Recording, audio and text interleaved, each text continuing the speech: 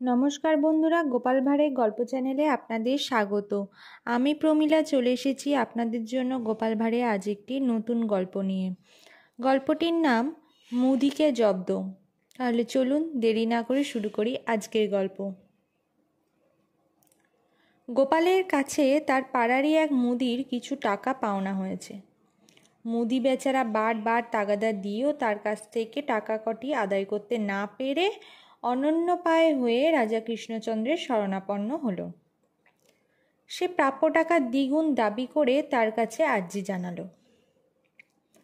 রাজা কৃষ্ণচন্দ্র গোপালকে ব্যাপারটি সম্বন্ধে জিজ্ঞাসা করতেই গোপাল রীতিমতো হায় হায় করে উঠল।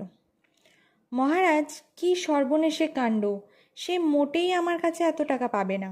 মিথ্যে হিসেব আপনার কাছে দাখিল করেছে।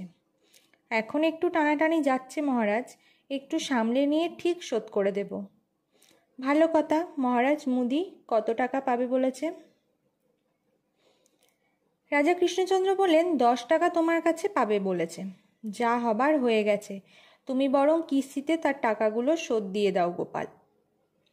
আপনি যখন বলছেন অবশ্যই শোধ করে দেব, কিন্তু মহারাজ, মুদি আমার কাছে এত টাকা কিছুতেই পাওনা নয়। রাজা কৃষ্ণচন্দ্র ভাবলেন, গোপাল যখন এত জোর দিয়ে বলছে তবে নিশ্চয়ই কোনো না কোনো দিক থেকে গোজমিলের ব্যাপার রয়েছে।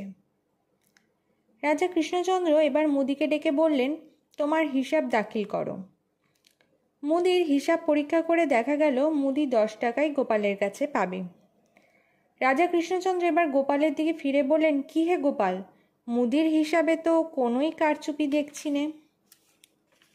গোপাল মুদির হিসাবের খাতাটি হাতে নিয়ে হিসেবের পাতাটির দিকে দৃষ্টি নিবদ্ধ রেখেই বলল, মহারাজ, মুদি বেটা দিনে ডাকাতি শুরু করেছে দেখছি।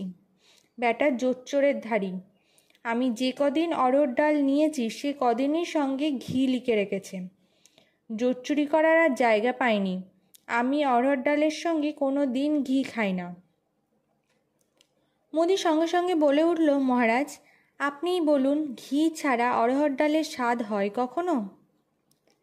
রাজা কৃষ্ণচন্দ্র গোপালের কথা বিশ্বাস না করে মুদির হিসেবকেই সত্য বলে মেনে নিয়ে বললেন, শোনো গোপাল, মুদির হিসাবে কোনো গোজমিল নেই। 10 টাকাই তার পাওনা, এর টাকা শোধ করে দিও। গোপাল উপায়ন্তর না দেখে মুদির হিসাব অনুযায়ী 10 টাকাই শোধ করে দিল। তবে মুদির ওপর তার রাগ মনে জেগে রইল। কি করে মুদিকে শায়েস্তা করা যায় তার ফন্দি ফিকির খুঁজতে লাগলো। সে মুদির সঙ্গে আগের মতোই ভাব ভালোবাসা বজায় রেখে চলতে লাগলো। কিছুদিনের মধ্যেই মুদিকে জব্দ করার মতো একটি জব্বর সুযোগ তার হাতের মুঠোয় চলে এলো।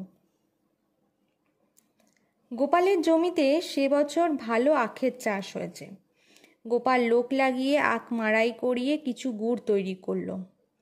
একদিন মুদির কাছে গিয়ে বলল, একজন কিছু আখের গুড় একদম সস্তায় বিক্রি করবে, কিনবে?